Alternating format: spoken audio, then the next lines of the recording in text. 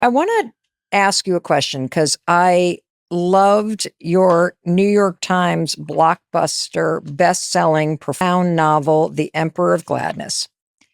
And when I opened up the first page to chapter 1 and I read the first sentence, I thought if I ever meet Ocean, I want to ask you about what this means. And the sentence is, the hardest thing in the world is to live only once.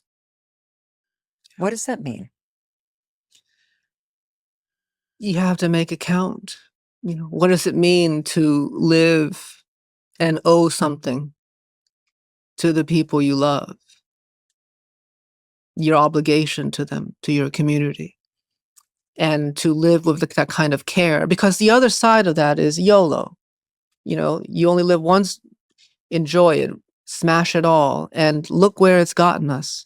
Ecological despair, corporate greed, plundering our environment, our planet, just for profit. That's a lot of YOLO. Another side of YOLO is that, well, if you only live once, how do you live in a generative way? How do you live with care and consideration with the meditative practice you just did? You don't have to be a monk and sit there and go om and do chanting. You can actually do it while listening to someone talk, right? I want to unpack this even deeper. The hardest thing in the world is to live only once. And you said to you, that means you have to make it count. And what I would love to hear you talk a little bit about, because I've never asked anybody this question, but as a professor, I bet you are witness front and center to this sense of pressure and urgency that is not only inside your students, but it is 1000% inside every character in your book. Yeah. But this pressure that I think is almost universal to make something of yourself. Yeah. To make your life count. Yeah. And for somebody who's listening right now who heard you say, oh, well, you have to make it count. And they now feel like, but I'm not Ocean. Like I'm stagnant. I'm working in this restaurant job. I didn't expect I would be here. It doesn't feel like it's counting at all. Yeah. What would you say to the person that's in that space? Because I think the pressure you feel to want it to count is a really good sign. What does it mean to live and owe something to the people you love? Your obligation to them, to your community, and to live with that kind of care. Because the other side of that is YOLO.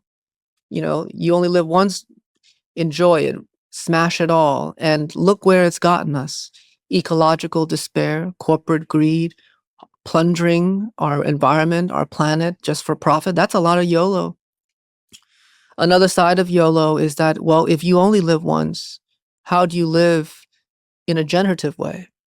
How do you live with care and consideration with the meditative practice you just did?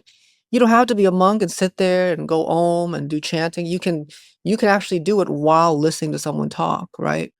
I want to unpack this even deeper. What would you say to somebody who's listening right now and is in that place where they are feeling a tremendous amount of shame and feeling very lost, whether it is because of very similar life experiences that you've had, or maybe it's somebody who's feeling a lot of shame because their marriage blew up, or they got a health diagnosis and they're having a lot of trouble really just getting through the day, or they've really made some terrible decisions in their life. They're beating themselves over the things in the past. What do you want to say to that person about how to really think about where they're at and how to shift their relationship with themselves? Yeah. But for me, as a writer, it all begins with language. Often when we talk to each other, we use fluff language to get by. Oh, how's the weather? How about them Patriots? What's going on? How so and so? And sometimes we don't answer that question. We say yes, but it's just a muscle memory. How you doing? Great, good. And I think giving yourself permission to break the norm of hiding and using language to obfuscate and just say, I'm not okay. Or changing the question, when was the last time you felt joy? Now you're in a different linguistic space. And you realize that people actually really hunger for that, but they don't want to burden you with that. And we don't have the words to open the doors. We only have the words to move outside the doors. And so when the words change, so disruptions in linguistic patterns, which is what poetry and novels do, right? Because they're disruptions. We don't pick up a novel to confirm what we know. We pick it up to learn something new. In a way, we're disrupting ourselves. It's like holding a ball. If you're holding the ball of hatred and whether it's for others or self-hatred, the only way to have another thought is to put down that ball.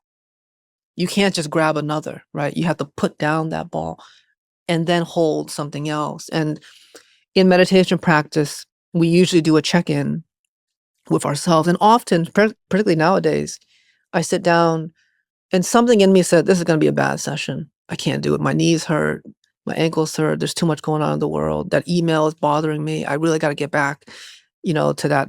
There's so much. And it's all about, I'm holding my own suffering. And what we do in Buddhism is that we start to displace our suffering with other people's suffering. So we start to think about the people closest to us, and then we radiate outwards. Oh, my brother's having a bad day today. I remember now. He's really struggling. My brother works retail at a sporting goods store. And, it's wage work.